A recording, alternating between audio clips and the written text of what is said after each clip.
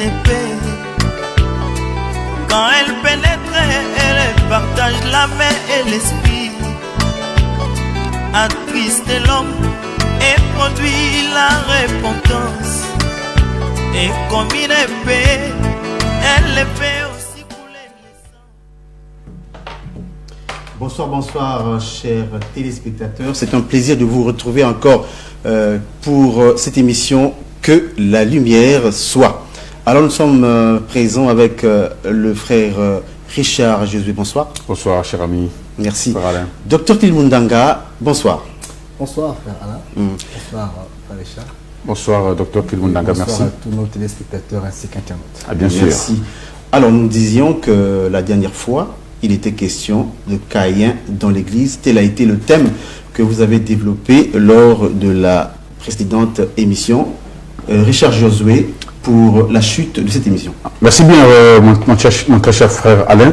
Docteur Kilmundanga, lorsque nous bouclions l'émission de la dernière fois portant justement sur Caïn dans l'Église, il était question que les gens soient totalement et bien centrés sur la problématique, parce que Caïn dans l'Église, ça a forcément surpris plus d'un, mais de par votre érudition et votre développement, on a bien compris que, au fond, cette thématique était d'importance et que ça forçait aussi bien l'admiration des croyants à travers le monde, mais aussi des observateurs de foi chrétiens. Si vous deviez résumer, je veux dire, cette émission de la fois passée, en quelques 2-3 minutes, qu'est-ce que l'on devrait retenir quant à la problématique de ce que vous aviez appelé par Caïn dans l'Église? Alors qu'on penserait que Caïn étant l'image du mauvais ou du diable, ne devrait pas se retrouver dans l'Église, non? Caïn est un frère bien-aimé, d'après les textes, d'après ce qui est écrit. Et nous avons bel et bien vu, partant des Écritures, que Caïn était un fils naturel d'Adam. Et vous l'aviez démontré par les Écritures, hein? Après la parole. Bien sûr. Et donc, en expliquant, on a vu comment Caïn étant fils de même père et même mère que Abel. Et on a expliqué cette famille comme l'image d'une église. Et dans cette église, le comportement, la nature de Caïn a été d'un grand mal. Quant à l'harmonie dans cette famille qui est donc une forme d'église vue de façon de la révélation. Et considérée comme la première famille dite religieuse ou chrétienne, peut-être, hein? Tout à fait. Et donc, ce qu'il y avait à décrier dans la nature de Caïn, dans son comportement, c'était ses œuvres. Parce que Caïn est même traité du malin à cause de ses œuvres. Et nous avions ensemble vu, partant de certains épîtres, que Caïn n'avait pas suffisamment de foi. D'après Hébreux chapitre 11, on nous explique que c'est par la foi que l'offrande de Abel a été plus excellent, que Dieu avait agréé, et par rapport à l'offrande de Caïn. Donc l'élément qui avait placé en premier ou encore plus favorable l'offrande d'Abel, c'était la foi. Or la foi, d'après Jacques, se traduit dans les œuvres. Et alors nous avons dans nos églises aujourd'hui ce type de frères Caïn, ces frères qui, malgré qu'ils écoutent la parole, mais manifestent les œuvres de Caïn. C'est-à-dire, Caïn était méchant. Et il y a dans l'église des frères remplis de méchanceté qui veulent prospérer, mais en taclant les Abel. Parce que Caïn étant né, l'Écriture dit que Caïn a été prospère. La toute première civilisation que la terre ait connue viendrait de Caïn. Mais pourtant, il a tué son frère. Voyez-vous? Et après, cette prospérité a été manifeste. Et plusieurs pensent que pour avancer, il faut tuer son frère. Et dans nos églises, nous retrouvons ce genre de frères Caïn qui pensent que pour être bien vu aux yeux du monde, il faut toujours torpiller un frère. Il faut toujours trahir un frère. Est-ce que ça arrive aussi parmi ceux des collaborateurs qui sont par exemple autour d'un ministre de Dieu tel que vous? Peut-être qu'un tel frère pourrait être bien vu du docteur Clid, qui est le visionnaire de l'Église, ou pourrait être tenté de faire du tort à d'autres. Pour qu'il soit seul à être apprécié du docteur Clid, qui est visionnaire et père spirituel. C'est très fréquent dans nos églises que des frères qui torpillent d'autres frères pour mieux paraître. Que des frères afin d'être mieux positionnés. Voilà. Que des frères qui pensent que en torpillant un frère, on fera mieux. Vous voyez, lorsqu'il fallait sacrifier, fallait tuer Joseph, j'ai aimé la réaction de Judas. Judas dit à ses frères, que gagnerons-nous en tuant notre frère? Notre propre frère. Notre frère, c'est notre sang. Or que les frères dans la foi, on est liés par le sang qui est l'évangile. Mais nous gagnons quoi lorsqu'on s'assemble pour torpiller un frère? Nous gagnons quoi lorsqu'on passe à la télé pour nuire à un frère? Nous gagnons quoi lorsqu'on passe sur les réseaux sociaux pour torpiller un frère, même s'il était dans le mal? L'Écriture dit que quand au jour du malheur, même un coupable, disait Job, a besoin de la miséricorde de ses frères. Mais nous sommes cette armée qui tuons à bout portant nos propres soldats lorsqu'ils sont faibles. Et ça, c'est la mauvaise façon de faire, mais c'est un comportement de Caïn. Nous avons dans nos églises beaucoup de Caïns. Et donc, ce message d'autrefois était là pour essayer de réveiller l'esprit du peuple, que nous puissions ne pas nous comporter comme Caïn. Parce que Caïn finira par être chassé. Voyez-vous, et être chassé, c'est être privé de la grâce. Beaucoup de ceux qui se comportent comme ça, même si le monde t'acclame, mais est-ce que Dieu t'acclame? Même si le monde est avec toi, mais est-ce que Dieu est avec toi?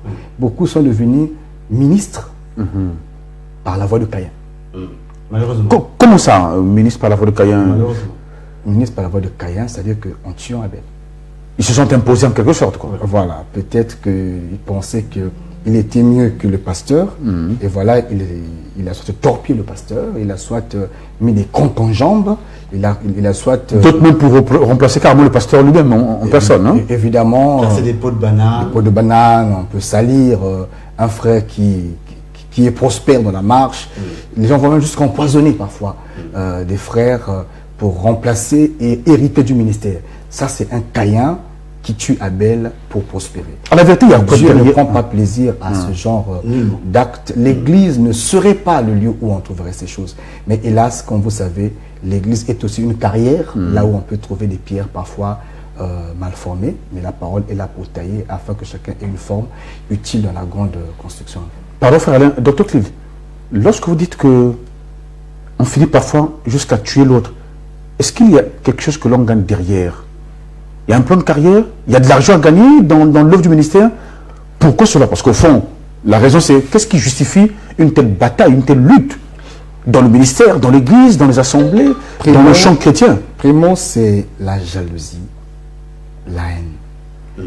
Caïn n'a pas supporté de voir son frère prospérer. Caïn n'a pas supporté de voir que son frère soit agréé par rapport à lui. Surtout qu'il était aîné. Et surtout qu'il avait offert en premier. Voyez-vous? Il n'a pas compris que l'autre apportait une forme plus excellente. Et lui soit agréé. Plutôt que de... Dieu dit à Caïn, je vois le péché à ta porte, mais domine sur lui. Le péché tapis à ta porte, voilà, c'était déjà là. Domine sur lui. Et il dit, pourquoi es-tu inquiet? Et pourquoi ton visage est-il abattu? Si tu faisais bien, le Seigneur, ne serais-tu pas agréable aussi à Dieu? Donc Caïn, plutôt que de tirer des leçons, de faire comme a fait Abel, d'essayer encore une fois, il n'a pas supporté et il a tout fait pour éteindre son frère, et pourtant le frère n'avait rien contre lui. Et vous savez... Jusqu'à attenter à sa vie. Voilà, vous savez, aujourd'hui, nous avons des frères qui ne supportent pas de voir d'autres frères prospérer. C'est l'esprit de Caïn. Je pense que si tu es dans un milieu, dans une église, dans une entreprise, dans un milieu, peu importe, qu'il soit chrétien ou non, si tu sens que ceux qui sont autour de toi ne supportent pas, n'apprécient pas, ne sont pas à l'aise avec le fait que tu prospères, comprends que tu es entouré des Caïns. Est-ce que ça a un rapport avec, avec la prédestination? Est-ce que ce serait écrit dans leur gène, dans leur spiritualité? La prédestination par rapport à cette nature est une notion large. Est une notion large. Ah, mais peut-être que Caïn est une nature et que dans cette posture, les Caïns ne peuvent rien faire d'autre que de faire du mal, que de faire du tort à des Abel. Dans le contexte de l'enseignement où nous sommes, Caïn, dans l'église, c'est un frère avec la nature de Caïn. Parce que dans l'église, on n'a pas que des Caïns. On a des Caïns, on a des Judas, on a des Pierres, on a Que voulez-vous qu'on Des dise? pôles, en fait, comme on dit. Thomas, parce que tous sont dans l'église. Voyez-vous. Toutes celles et ceux qui ont entouré autrefois le maître. On retrouve ces natures dans l'église. Mais pourquoi nous prêchons? C'est parce que il y a parmi ceux qui manifestent cette nature une simple influence. Ce n'est pas que la chose soit innée. Ah, d'accord. Voyez-vous. Ok. Il se peut qu'ils soient influencés et en écoutant la parole, ils peuvent se ressaisir. Mais c'est ceux qui sont prédestinés. Donc la réponse, en fait, à la question du frère Richard Joué, en fait, ce seront des réponses. La réponse est au pluriel parce qu'il y aura beaucoup d'aspects de profondeur. profondeur et de contextualité. Et si on rentre là, vous voyez, nous devons manger la manne du jour. Non, c'est juste parce que certains peuvent se poser des questions pour dire, mais si c'est lié à la prédestination, donc Caïn ne peut rien faire d'autre que de vivre ainsi. Il ne peut pas changer, c'est sa nature. Voilà. Alors, Seulement, non seulement qu'il y aurait des Caïns qui se repentiront, puisque c'est dans un contexte. Ah, d'accord. Et puis, nous ne pourrons pas tout traiter ici. J'ai dit que Caïn est dans l'église, mais nous voyons aussi Judas dans l'église. Nous voyons aussi Plusieurs natures. Thomas dans l'église. Nous voyons plusieurs de ces prophètes et apôtres dans l'église. Seulement, dans l'église d'aujourd'hui, je parle, seulement on ne peut tout traiter à la télé. Nous avons un sujet, les fils de Ketura, c'est au pluriel, les fils de Ketura. Le nouveau thème d'aujourd'hui. Et pour Caïn, dans l'église, nos numéros sont affichés au bas de vos postes. Vous pourrez nous appeler hors antenne. Et continuer les échanges avec le docteur Okil Mundanga. Effectivement. Aussi sur Facebook, par vos téléphones, vos numéros de téléphone. En ligne, nous sommes là en ligne sur notre page Facebook de l'église. La page c'est Église le Rassemblement des Saints. Quand vous cliquez sur cette nomination, vous tomberez en direct sur la page. Et aussi, notre église est située ici à Pointe-Noire, à la base de Socoprise. Important de le préciser, de le rappeler. À la base de Socoprise. Donc, quand vous partez du rond-point Ilama, à l'angle de l'aéroport, pour la brasserie, la toute première ruelle à votre droite, la seconde parcelle à votre gauche, là est située l'église le Rassemblement des Saints. Et quand vous partez par la voie de la brasserie pour Ngoyo, vous arrêtez à la station Puma, qui est à l'arrêt OCI, et en face de l'arrêt, une bretelle qu'il faut emprunter. Et sur la bretelle, vous prendrez donc la dernière ruelle à votre gauche, la seconde parcelle à gauche. Mais les numéros qui sont affichés sont aussi les nôtres, et par ces numéros, ils peuvent appeler pour plus de précision, pour mieux être situé et orienté.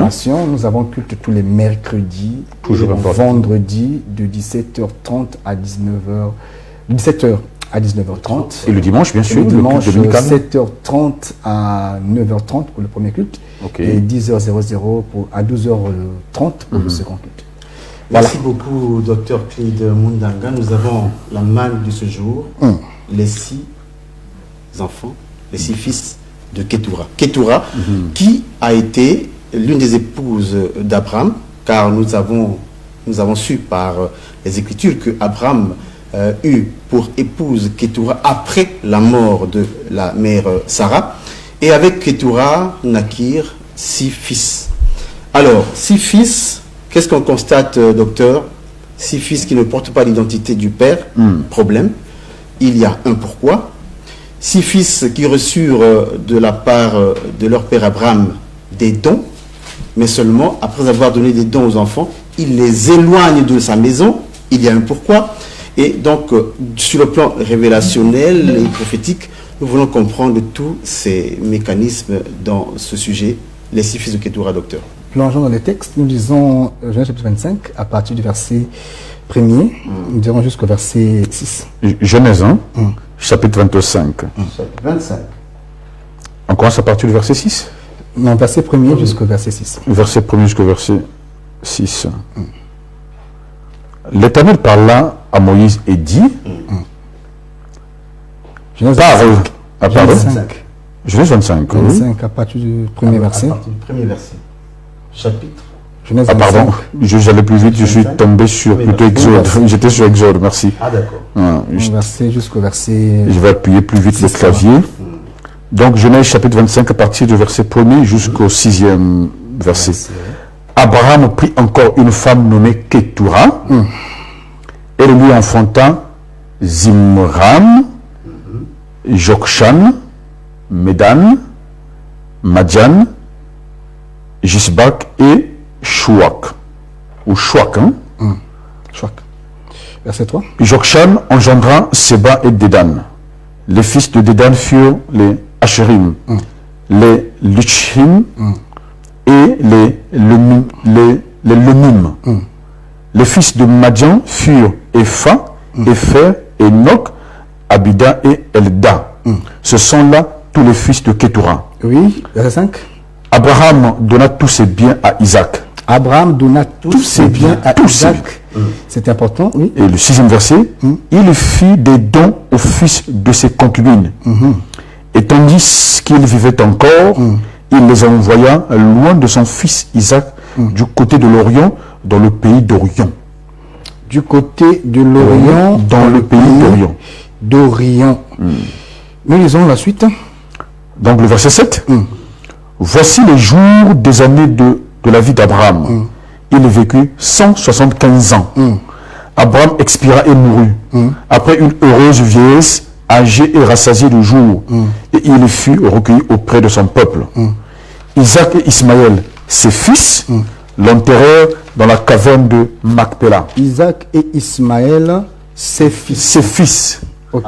L'enterrèrent dans la caverne de Macpéla. Donc nous remarquons qu'à l'enterrement de Abraham, les fils de Ketura ne sont pas présents. Curieusement. Puisqu'ils sont chassés. Donc c'est à noter très bien. Voilà, lisons 1 Chronique chapitre 1er à partir du verset 30. 1 Chronique. 32. Chapitre 1er. Chapitre 1er. Oui. Chapitre 1er, à partir du verset 31. À partir du verset 28, disons. 28. Donc je commence par le verset 28. Fils d'Abraham, Isaac et Ismaël. Isaac et Ismaël, point. C'est ça? Lisons 32. Le verset 32. Toujours de... Fils de Ketura. Fils de Ketura. Concubine d'Abraham. Elle enfanta Zimran, Jokshan, Méda, Madian, Jishbak et Chouak. Fils de Jokshan, Seba et Dédan. Ce sont là tous les fils de Ketura. Ok. Voilà un peu l'écriture que nous allons ensemble. Ça donne déjà du grand moudre. Hein. Je vois le docteur sourire. Vous remarquerez, frère Richard, frère Alain, qu'on ne peut parler de Ketura sans remonter et visiter rapidement la maison du Père Abraham.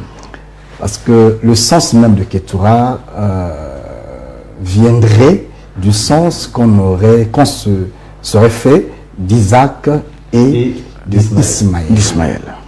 L'écriture, quand vous partez depuis le chapitre 13 du livre de la Genèse jusqu'à la mort d'Abraham, l'écriture nous relate et nous donne beaucoup d'éléments, parmi lesquels Abraham avait eu 2 fils. Et parmi ses fils, il y avait Ismaël. Et après Ismaël, il y a eu Isaac. Maintenant, l'écriture m'enseigne que Ismaël est né comment? À la 10e année, du séjour de Abraham dans le pays de Canaan, en pèlerin bien sûr, Sarah s'impatiente et donc demande à Abraham d'aller avec sa servante, qui est une Égyptienne, pour lui donner un enfant.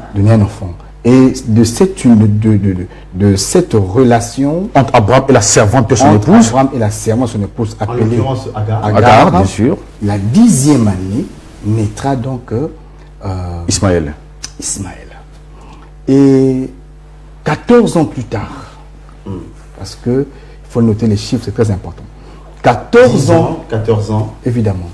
14 ans partant de la naissance d'Ismaël. 14 ans plus tard, l'écriture m'enseigne que Isaac donc naîtra. Mais quand Isaac sera sévré, l'écriture m'enseigne que quand Isaac sera sévré, parce que, repartons un peu, lorsque l'enfant est encore dans le sein de sa mère, il y a eu donc jalousie, et la femme elle a fui sa maîtresse, donc Agar. Donc Agar, la servante, a fui sa maîtresse Sarah. Et là où elle est allée, Dieu lui est apparu en lui disant, mais où vas-tu? Elle dit, je fuis ma maîtresse qui me maltraite. Dieu dira donc à cette dernière, non, retourne et soumets-toi à ta maîtresse, car cet enfant que tu portes, j'ai fait alliance avec lui, il sera une grande nation, un grand peuple. Ça, c'est Ismaël. Ça, c'est Ismaël. Dieu rassure que cet enfant-là, peu importe les circonstances, Dieu le reconnaît et fait alliance avec lui. Donc, il retourne dans la maison. Et 14 ans après la naissance, Dieu va donc accomplir la promesse faite aussi à Sarah. Et Sarah, à 90 ans, tombera enceinte pour mettre au monde Isaac. Et donc, à la 100e année, l'enfant devait être sévré. Et le jour du sévrage, Abraham a organisé un festin. Un très grand festin. Et pendant le festin, Ismaël va se moquer donc du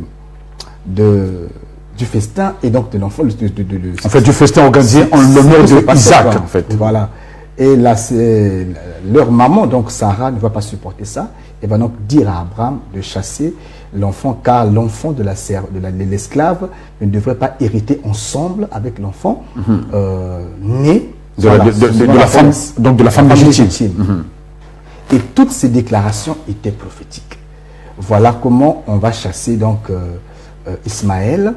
Et étant dans le désert, le Seigneur apparaîtra encore pour confirmer l'alliance avec Agar et surtout avec l'enfant. Selon sa promesse antérieure faite à Agar, bien sûr. Évidemment, Dieu a confirmé la promesse.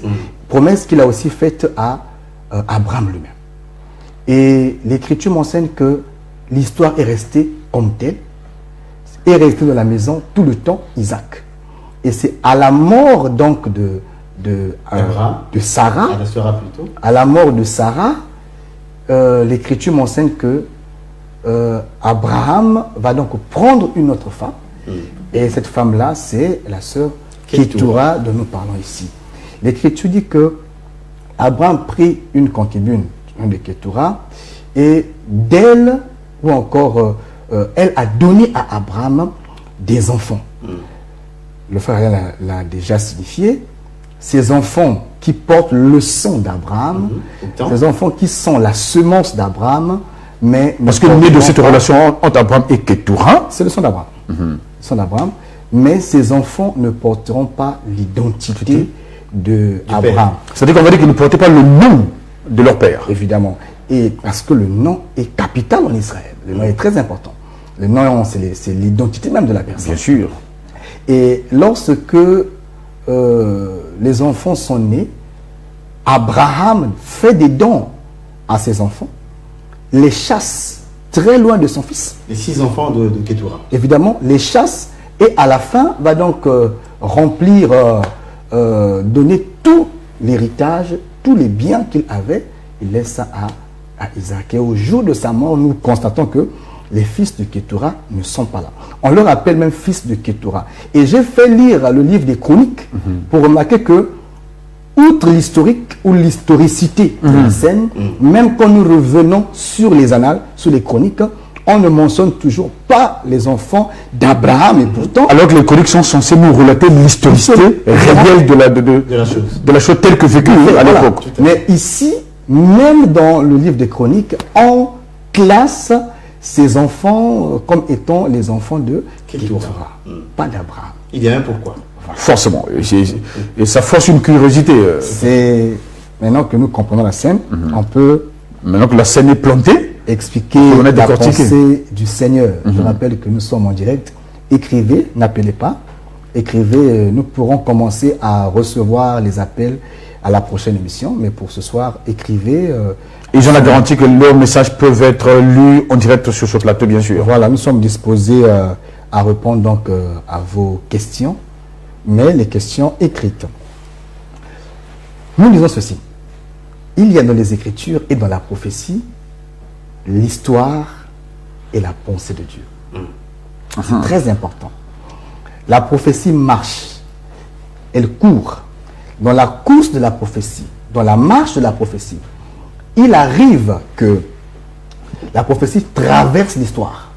Mais cette traversée de l'histoire n'annule pas le plan pour lequel le Seigneur dresse une prophétie. Ça n'annule pas le plan de Dieu pour la prophétie. Mais bien au contraire, la prophétie continue à marcher jusqu'à atteindre son but réel. Lorsque nous vérifions les textes pour expliquer la pensée du Seigneur, nous disons ceci. Les deux enfants que Abraham a eus avant la mort de Sarah, ces deux enfants-là sont prophétiques. Parce que ces deux enfants sont nés dans la maison. C'est très important. Ils sont nés dans la maison. Il y a des enfants nés dans la maison et des enfants faits en dehors de la maison. Les deux enfants qu'on cite dans les chroniques, dans les annales d'Israël, c'est-à-dire Isaac et Ismaël, évidemment, sont des enfants nés dans la maison. D'abord, c'est un point capital. Quand vous dites dans la maison, pardon docteur, de quelle maison faites-vous état? Dans la maison, mais les enfants de Ketura sont bien nés, là aussi, là où vivait Abraham. Non, vous allez voir que déjà le lit, la chambre même de Sarah a été occupée par Isaac. Parce que quand Sarah est morte, Isaac était inconsolable. Il fallait donc prendre une femme pour Isaac. J'entends dire des frères que pour le mariage, tu n'as pas besoin de prier. Il n'y a pas de prière pour une femme. Ce que le moi si au Kobalae. Cette prédication-là, Abraham n'aime même pas écouter ça. Ah bon? Abraham n'aime pas écouter ça. Parce que quand tu dis ça, Abraham se fâche. La preuve en est que quand l'intendant le plus ancien a voulu dire ça, Abraham dit hey, attention, mets ta main sous ma cuisse et rassure-moi que tu vas prier. Tu vas aller chercher une femme pour mon fils dans la patrie où nous sommes sortis. Et avant que l'intendant n'aille, l'intendant a prié. Voyez-vous, quand quelqu'un a des responsabilités, est appelé à l'héritage d'Abraham, il ne peut pas prendre une femme que Dieu n'a pas. C'est-à-dire qu'il peut pas prendre une femme au hasard. C'est très important. C'est très, très important parce que tu partageras l'héritage avec elle. Le mariage n'est pas salutaire, mais mal se marier peut compromettre le salut. Très important. Pardon? Le mariage. Il faut préciser ça, docteur, c'est très sérieux. Mais le mariage n'est pas salutaire, mais mal se marier peut compromettre le salut. C'est une déclaration forte. Évidemment. Dixit, docteur Clé. C'est pour dire que si on ne prie pas alors qu'on a des responsabilités, mais c'est l'un des engagements les plus importants, les plus sérieux qu'un homme prenne dans sa vie. Mais docteur, c'est pas Dieu qui fait le choix de la femme à votre place, c'est vous qui faites le choix. C'est l'homme qui fait le choix de la femme, non? Un choix dans le plan de Dieu est différent d'un choix charnel. Nous avons l'exemple. Celui qui a des responsabilités est appelé à la charge de l'héritage d'Abraham. L'Écriture dit, il faut prier. L'intendant a prié. Et même quand il a... Selon la recommandation d'Abraham. Il dit même, Seigneur, merci d'exaucer ma prière. Oui, donc c'est très important. Donc on peut prier pour une femme. C'est très important. Il ne faut pas dire non, bien aimé, depuis que Adam avait accusé Dieu. Ça, ce sont des raisonnements d'après les textes. Quand Abraham apprend ça, il se fâche. Parce qu'Abraham a dit à l'intendant, garde, fais attention à toi, d'emmener mon fils là-bas. Et quand l'intendant a vu le poids, la charge de la responsabilité, il dit non Seigneur, aide-moi, conduis-moi. Que la femme qui donnera l'eau à moi et à mes chameaux, la première femme qu'il fera, vraiment qu'elle soit la femme de mon Seigneur, ton serviteur Isaac. Cela est important. Il a prié et Dieu a exaucé sa prière. Donc Sarah, c'est l'exaucement, je veux dire Rebecca, c'est l'exaucement d'une prière. La prière de l'intendant. Voilà. Les hommes ne prient plus pour se marier. Voilà pourquoi aujourd'hui, nous avons des divorces jusqu'à la tête de nos églises. Alors que l'Écriture dit que celui qui répudie sa femme pour une faute quelconque, pour en épouser une autre, commet un adultère. Celui aussi qui épouse une femme répudiée commet un adultère. Je ne sais pas ce qu'on fait de ce verset. Mais qu'est-ce qui nous conduit à ça? C'est parce que on s'est décidé de ne plus prier. Olingo bala, lula bala, lula loba. Mais ça ne suffit pas. Il faut prier. Voyez-vous, il faut prier. Parce que si Dieu t'a conduit, il pourrait y avoir des problèmes. Mais Dieu te soutiendra. Pourquoi avons-nous aujourd'hui que des mariages qui finissent par se casser? Que des divorces dans le milieu chrétien. Et on peut même dire qu'aujourd'hui, dans nos mairies, on constate plus de divorces chrétiens que laïcs. C'est criard. s'écria. Qu'est-ce qui s'est passé, docteur Clément? Mais quand on ne veut plus prier, quand on ne veut plus faire comme Abraham, quand Abraham n'est pas content de toi, tu vas divorcer. Il faut que Abraham soit content de toi. Par rapport à la prière qu'on aura élevée pour... Moi, je suis à l'Embisingaï. Et Silianaï. Mais est-ce que tu sais que Mokambi à Kabbalah, moi, cité? C'est écrit. Le visionnaire. C'est écrit. Le missionnaire de Dieu. Voyez-vous, répudier une femme. L'écriture dit ceci. Celui qui répudie sa femme l'expose à devenir adultère. Matthieu chapitre 5. Même quand elle est prise en flagrant délit d'adultère. Voilà pourquoi le choix revient à l'homme. Soit de la pardonner, la préserver, soit Pour le Seigneur, pour son salut aussi, parce que c'est lié au salut, soit l'exposer parce qu'on ne peut plus la supporter. Mais à cet instant-là, la femme est exposée. Elle n'est pas, mais elle est exposée à devenir adultère. Parce que le cas où elle se remariait, la Bible dit elle est déjà en adultère. voyez-vous, Alors qu'on penserait que se remarier signifie régler le problème, non? aujourd'hui, quelle est la prédication qui est dans nos églises? Si avec la femme ça ne marche pas, prends une autre. Voyez-vous? Voilà comment on peut changer des épouses comme on changerait des vestes. Mais écoutez, que dit l'Écriture à ce sujet? Que dit l'Écriture à ce sujet? Celui qui répudie sa femme, sauf pour une faute, pour adultère, pour en épouser une autre commet un adultère. Mais combien de femmes, combien de sœurs ont été répudiées parce qu'elles ont tout ma casse? Allah m'a bien dit. Mais pendant le fiançailles, n'as-tu pas vérifié que Allah m'a bien dit? Quand tout ma casse, le fiançailles peut se rompre, oui, mais pas. Mais peut-être que la sœur jouait au cache-cache et n'avait pas sorti son grand jeu. alors là, le mariage. là, tu supporteras la femme. Ça sera pour toi une carie osseuse, d'après l'Écriture. Or, quand la carie est dentaire, tu peux l'enlever. Mais si elle est osseuse, peux-tu l'enlever? C'est pas évident. Alors, tu vivras Alors avec. donc nous allons revenir sur les Tu vivras avec, voilà la parenthèse. Mais cette ouverture est très importante d'un point de vue justement de l'ordre dans l'église, pour ainsi dire, notamment dans le champ chrétien. Une ouverture C'est très une question d'importance. C'est deux poids, deux mesures. Surtout quand ça touche le ministère et la vision. Eh oui, évidemment. Mais pas seulement le ministère, même les frères et les sœurs doivent bien réfléchir avant de se marier. Et une fois engagés, doivent savoir que leur salut maintenant commence à en dépendre. Là, c'est véritablement pour le meilleur ou pour le pire. C'est là que ça prend tout son sens. Ah oui, j'ai écouté quelqu'un dire non, je veux vous marier pour le meilleur et pour l'éternité. Il dit voilà encore un Israël. Qui lui a dit que le mariage est éternel? Oui, comment il a dit des choses qu'il ne maîtrise pas. Le mariage s'arrête avec la vie terrestre. Non seulement vous dites qu'il n'est pas éternel, mais vous avez souvent, le docteur dit que le mariage est charnel. Il est charnel. Grave déclaration. Charnel. Il est charnel. Voyez-vous que quelqu'un dise du haut du prêchoir, je vous bénis et que votre mariage soit béni pour le meilleur et pour l'éternité. Parce que les enfants de Dieu, ce n'est pas le pire. Je ne sais pas s'il comprend ce qu'il dit. Je ne sais pas s'il a lu sa Bible.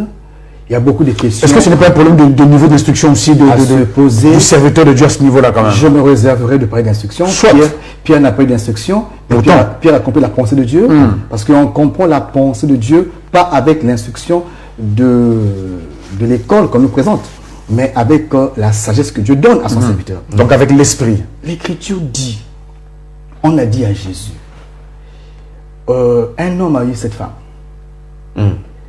C'est-à-dire qu'une femme a eu 7 maris. Le premier est mort d'après la loi du Lévira, a donné donc le frère cadet a pris la femme. Après, l'autre il est mort, l'autre frère cadet a pris la femme. Oui. Alors 7 ont porté la même femme. Alors Seigneur, au jour de la résurrection, lequel des 7 sera officiel de cette femme? Le maître leur a regardé et dit, vous ne comprenez ni les Écritures ni la puissance de Dieu. Voyez-vous? Qui vous a dit qu'on va se marier là-bas? Qui vous a dit que le mariage sera éternel? Vous ne comprenez ni les Écritures, ni la puissance de Dieu. Donc ceux qui disent à longueur de journée, je vous marie pour le meilleur et pour l'éternité, le Seigneur leur dit ce soir, qui vous a dit qu'on se marie pour l'éternité? Vous ne comprenez ni les Écritures, ni la puissance de Dieu. Il faut recadrer le tir. On se marie pour le meilleur et pour le pire. C'est normal. Dans la vie humaine, charnelle et terrestre. Dans toute vie, il y a un meilleur et un pire. On ne va pas changer la logique du monde. Dieu l'a construit comme ça. Quand rien ne marche, c'est ça le pire. Mais il faut être capable de s'aimer dans le pire. Je ne sais pas comment on a compris cette expression. Il n'y a pas de péché en ça. Dans toute vie, d'ailleurs, le pays de Canaan, c'est un pays de montagne et de vallée. Même dans la foi, et le pire. Il y a le jour, il y a la moisson, il y a le jour, il y a la galère de la maison, la vie doit continuer. Évidemment. Cela aussi est une dérive qu'il faut corriger. Donc nous disons que, quand nous revenons dans les textes, Abraham a eu donc ces deux femmes. Maintenant, les fils de Ketura viendraient après la mort de Sarah, pour me répéter. Pourquoi Abraham ne peut pas donner son identité aux fils de Ketura, qui sont pourtant ses enfants nés de lui, sortis de lui, engendrés par lui. Évidemment. Abraham est conscient que Dieu ne lui a donné que deux Fils. Postérité. Depuis le chapitre 13, Dieu dit à Abraham, sors. Abraham est sorti. Abraham a vu le sable de la mer. Dieu lui a dit, si on peut compter le sable, alors on comptera aussi ta postérité. Après, ça c'est avec Ismaël. Voilà. Dieu dit encore, sors. Quand il sort, il dit, est-ce que tu peux compter les étoiles du ciel? Il dit, oh Seigneur, si on peut compter les étoiles du ciel, alors on comptera aussi ta postérité. Deux. Dieu s'arrête là. Là c'est Isaac. Dieu donne à Abraham la terre et le ciel. C'est tout. Il donne à Abraham deux postérités, une qui est terrestre et l'autre qui est céleste. L'accord avec Dieu et Abraham s'arrête là. Maintenant, au temps de l'accomplissement, le premier qui viendra, nous allons comprendre que c'est le terrestre, et le second qui viendra, on comprendra que c'est le céleste. Alors, dans la suite de l'histoire, c'est Ismaël qui est venu en premier. Donc, Ismaël, c'est le terrestre. Voilà pourquoi il était né quant à la chair. Donc, la chair est terrestre. Et le second sera né quant à la foi et à la promesse. Celui-là est céleste. Voyez-vous, tout ce que Abraham fera après, ça n'engage pas Dieu, ça engage Abraham. Mais ça sera prophétique. Parce que Abraham incarne la foi. Voyez-vous, lorsque Abraham prend Agar pour faire un enfant avec elle, cela est prophétique. Maintenant, il faut expliquer ici l'histoire et la pensée de Dieu. Historiquement parlant, lorsqu'on parle de Isaac, Isaac, c'est la nation d'Israël. Historiquement parlant. Là, je prêche. Ce sont les faits vécus. Les faits vécus. C'est Israël. Parce qu'on peut même faire la généalogie partant de Isaac, Jacob, David, arriver jusqu'à la nation actuelle qui est Israël, chez Netanyahou. Donc nous comprenons que, historiquement parlant, le pays, ou encore Isaac, fils de la promesse, postérité céleste, c'est Israël. Pardon, donc vous touchez l'histoire. L'histoire. Et là, c'est complexe parce que ça touche des éléments particuliers touchant la géopolitique mondiale. Oui. Si Israël, d'un point de vue, si Isaac, d'un point de vue historique, est l'ancêtre d'Israël, Ismaël serait l'ancêtre. Il était en train de venir à... Ismaël, Isaac, donc voilà, ça c'est sans contredit. Jusqu'à ce jour, j'ai écouté une fois monsieur le Premier ministre israélien le reconnaître. Voyez-vous, jusqu'à ce jour, Israël connaît que leurs ancêtres, c'est Abraham, c'est Isaac, c'est Jacob, jusqu'à ce jour. Et comme Moïse vient leur apporter la loi, Moïse leur présente le Dieu de leur père, Abraham, Isaac, Jacob. Là, c'est sans contredit. Maintenant, quand on parle de Ismaël, historiquement parlant, c'est très important. Historiquement parlant, Agar est égyptienne. Voyez-vous, Agar est égyptienne. Elle n'est pas mécoise. Elle n'est pas, je ne sais pas où on va la placer. Elle est égyptienne. Et l'Écriture m'enseigne que lorsqu'ils ont été chassés, l'enfant était autour de 14 ans, 15 ans, 14 ans. 14 ans, c'est ce que vous avez dit au départ, bien sûr. Et arrivé à un moment, l'Écriture m'enseigne que l'enfant avait grandi et sa mère lui a donné une femme égyptienne. Voyez-vous? Et il a vécu vers Paran, en face de l'Égypte. Il a passé toute sa vie là-bas, d'après les textes. il reviendra enterrer son père. Et la suite, l'Écriture nous parle très moins de Ismaël. Mais on sait que l'héritage qu'il avait donc eu, il est allé évoluer par sa mère, là-bas, de femme égyptienne, de mère égyptienne, vous comprenez un peu la pensée. La suite, on ne nous parle pas historiquement. C'est vrai que nous entendons beaucoup, mais j'entre pas là-bas. On entend beaucoup avec Ismaël, mais quand je dis... C'est tellement une cafouille, c'est... Voilà, rien ne peut se prouver, rien ne peut se démontrer, mais beaucoup se réclament d'Ismaël. Je rentre pas dans ce débat-là, mais nous savons qu'Ismaël n'était pas mécoise, il était allé vers l'Égypte, d'après l'Écriture. En fait, pardon, docteur, je vais poser la question. Les musulmans sont convaincus d'être des descendants d'Ismaël. Est-ce que c'est faux? Il faut poser la question. Je ne suis pas musulman. Et les Écritures ne parlent pas de l'islam. Il faut être clair. En fait, la Bible ne parle pas d'islam. Non, parle. En tout cas. Donc, je me réserverai d'entrer là-bas, puisque dans les Écritures, aucun verset ne parle de l'islam. Vous refusez de son prophète. Vous refusez d'aborder ce qui n'est pas scripturaire. C'est pas écrit. Nous prêchons ce qui est écrit. Ce qui n'est pas écrit, on ne prêche pas. Soit. Et donc, à eux, ils savent ce qu'ils disent. Mais dans les textes, ce n'est pas écrit. Dans le texte, on ne peut pas faire l'affiliation entre cette confession et Ismaël. En fait, dans le texte, on constate simplement que Isaac, au moment où, plutôt Ismaël, au moment où il grandit, sa mère, qui est égyptienne, lui donne aussi une femme égyptienne. Plus tard, il revient enterrer son père, Abraham, et puis fin de l'histoire, voilà, en quelque sorte. il n'y a plus rien. L'Écriture ne nous dit plus de quoi est faite la vie d'Ismaël au-delà. Voilà, mais au moins, nous savons qu'il est de source égyptienne et hébreuse. De par sa mère, égyptienne, de par sa mère, et hébreuse, de par son père, Abraham. Si quelqu'un veut se réclamer là-bas, qu'il redonne la foi là aux Hébreux. Ouais.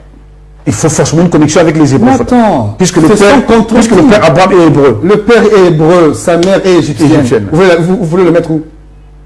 Si vous voulez, reconnaissez d'abord ses origines. On ne peut pas bâtir une foi sur le néant, voyez-vous. Mais je n'entre pas dans une chose que l'Écriture ne traite pas. Ok. Historiquement parlant, c'est ça. Mais prophétiquement parlant, ça n'a rien de ce que l'histoire nous relate. C'est-à-dire, là, on entre dans la pensée du Seigneur. Dans la pensée de Dieu. Vous avez entendu parler des 70 semaines de Daniel. de Daniel. C'était en réalité les 70 années de captivité que Jérémie avait prophétisé sur la nation d'Israël. Mais ça, c'était un accomplissement historique. Après 70 années, l'histoire passée, Daniel se rend compte que ce qu'avait dit Dieu ne s'accomplissait pas. Voilà comment on est contraint de consulter Dieu. Dieu qui donne une interprétation prophétique de 70 années en 70 semaines. Donc, la prophétie peut marcher dans l'histoire, mais elle poursuit le but pour lequel elle a été libérée. Voyez-vous? Lisons Galates chapitre 4. Nouveau Testament, Galates chapitre 4. Chapitre 4, à partir du verset 19. Galates chapitre 4 à partir du verset 19. Oui. Mes enfants, pour qui j'éprouve de nouveau les douleurs de l'enfantement, jusqu'à ce que Christ soit formé en vous. En vous, Je voudrais être maintenant auprès de vous et changer de langage, car je suis dans l'inquiétude à votre sujet. Dites-moi, vous qui voulez être sous la loi, n'entendez-vous point la loi? Car il est écrit qu'Abraham eut 2 fils, un de la femme esclave et un de la femme libre. Ok. Mais celui de l'esclave naquit selon la chair, et celui de la femme libre naquit en vertu de la promesse. Jean-Paul. Ces choses sont allégoriques. Précieux frère. Car ces femmes sont 2 alliances. L'une du mont Sinaï, enfantant pour la servitude, c'est Agar. Agar, c'est le mont Sinaï. Car Agar, c'est le mont Sinaï en Arabie. Et elle correspond à la Jérusalem actuelle, qui est dans la servitude avec ses enfants. Donc l'Écriture a dit que Agar, c'est Israël. Ismaël, c'est Israël. Agar, c'est l'alliance du mont Sinaï qui donne pour naissance Ismaël, type d'Israël. Voilà pourquoi Dieu, en bénissant Ismaël, il avait dit que de lui sortira 12 princes. Et voilà pourquoi il est né à la 10e année de la présence d'Abraham à Cana, et il est né d'une femme égyptienne. Très important. La suite, c'est quoi? La suite donc, car Agar c'est le mont Sinaï en Arabie et elle correspond à la Jérusalem actuelle qui est dans la servitude avec ses enfants. Mais la Jérusalem d'en haut est libre. C'est notre mère. Car il est écrit, réjouis-toi, stérile, toi qui n'enfantes point. Éclate et pousse tes cris, toi qui n'as pas éprouvé les douleurs de l'enfantement. Car les enfants de la délaissée seront plus nombreux que les enfants de celles qui étaient mariées. Pour vous, frères, comme Isaac, vous êtes enfants de la promesse. Oh my God. Et de même qu'alors que celui qui était né selon la chair persécutait celui qui était né selon l'esprit, ainsi en est-il encore maintenant. Donc vous comprenez que sans que docteur dise quoi que ce soit, la Bible explique clairement que clarifie la question. C'est deux montagnes. Donc de la pensée de Dieu, il n'y a pas une certaine religion qui serait à gauche, à droite. Et Dieu ne voit que deux peuples. Dieu ne parle pas de religion. Il ne parle pas de religion. Il parle d'Israël comme nation, né contre la chair, d'après ce qui est écrit, et peuple céleste, église. Voilà pourquoi église seule ira à l'enlèvement et Israël seul héritera le millénium. La terre. Voyez-vous, tout ce qui s'annonce après l'écriture dans la pensée de Dieu ne voit pas ça. C'est-à-dire que ça n'existe pas. N'est-ce pas? C'est clair. Mais nous reviendrons pour donner plus de nourriture. Mais vous comprenez que si Ismaël, c'est Israël, si Isaac, c'est l'Église, qui sont les fils de Ketura? Waouh! Joli point d'interrogation. Grosse question, grosse interrogation. Nous allons clore donc cette émission, Dr. Limera, car nous sommes déjà au-delà du temps malheureusement qui nous a été imparti. Merci, chers téléspectateurs, pour votre attention. En tout cas, vous constatez qu'il y a des choses à apprendre dans ce sujet, dans ce thème, les 6 fils de Ketura. Des choses pertinentes. Très, très pertinentes. Nous vous fixons rendez-vous pour le mardi prochain pour la suite de l'émission. Mais entre-temps, la même émission est rediffusée le samedi à 21h45 sur MCR TV.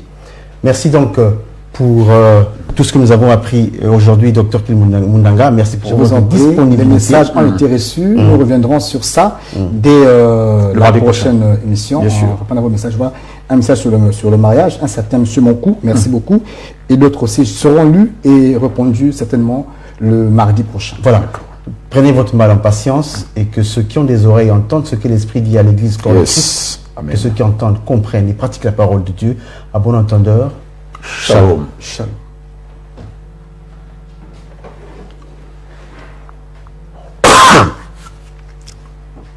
Qu'est-ce qui s'est passé là? Non, il était un peu loin de la région.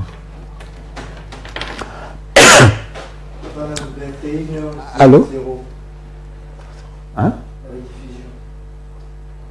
Il a dit que... Ah oui, voilà. Ah, mais bien sûr. Hein? Oh là là. Non, ça va. Après, bon. Tu rattrapes ça sur les réseaux sociaux. Les gens savent que c'est 21h00. S'il vous plaît, Doc, expliquez clairement le servage d'Isaac. C'est pas mon thème. C'est pas mon thème.